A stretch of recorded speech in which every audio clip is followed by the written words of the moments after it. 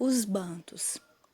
Na África, ao sul do deserto do Saara, viviam e vivem ainda hoje os bantos, povos que possuíam uma origem comum e falavam línguas aparentadas denominadas de bantas.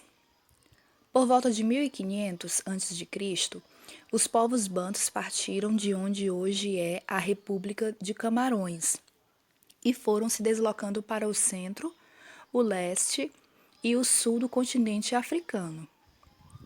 Esse deslocamento durou cerca de 2.500 anos e foi a maior migração já vista na história da África subsaariana.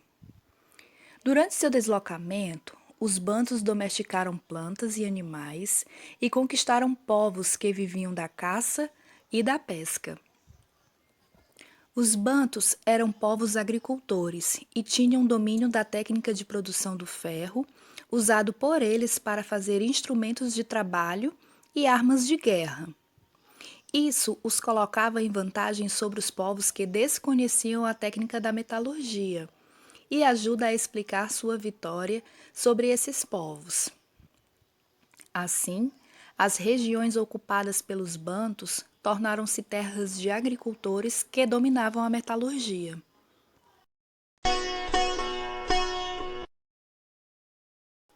Reino do Congo.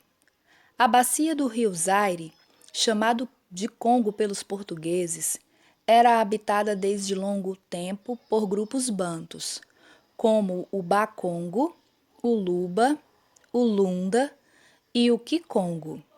Segundo uma tradição, no final do século XVIII, os Bakongos dominaram grupos menores, falantes das línguas Umbuto e Kikongo. Sob a liderança de um líder lendário, de nome Nimi Alukene, eles expandiram seus domínios por meio de guerras, alianças e da cobrança de tributos.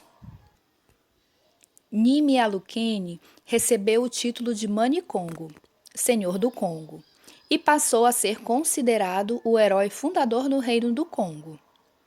Depois, edificou seu palácio em Mbanza, Congo, e a partir desse centro de poder, o Reino do Congo passou a controlar um amplo território. Na capital, o Manicongo exercia sua autoridade com o auxílio de 12 conselheiros, entre os quais estavam os secretários reais, os oficiais militares, os homens da lei e os coletores de impostos, entre outros.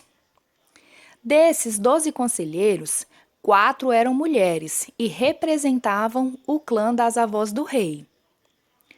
Os congos conheciam técnicas apuradas de fusão do ferro. Segundo a tradição, o fundador do Reino Congo era um rei ferreiro.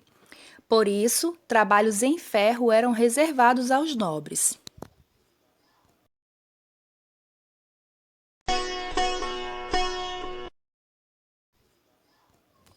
No Congo, o comércio era intenso. Da capital do Congo partiam as caravanas que iam ao interior buscar ou levar produtos, com especial destaque para o ferro e o sal. O ferro era extraído na província de Nussundi, no norte do reino. Já o sal, raro e precioso, vinha das salinas de Mipinda e da província de Nedembo, no sul.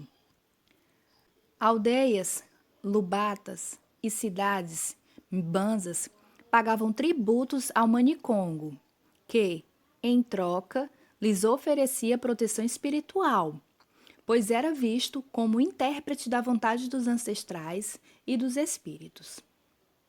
Os tributos eram pagos em espécie: sorgo, vinho da palma, metais, frutas, gado, marfim e peles, e em dinheiro.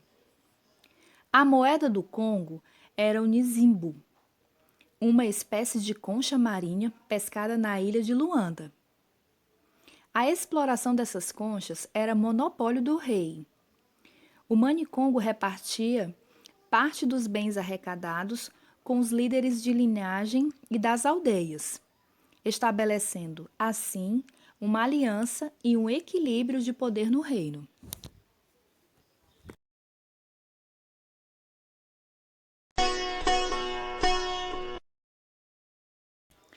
Os bantos no Brasil.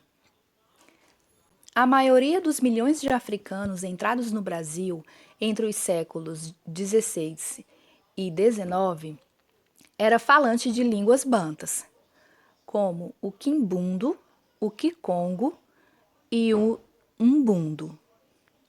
Isso ajuda a explicar por que essas línguas estão entre as que mais influenciaram o português falado no Brasil.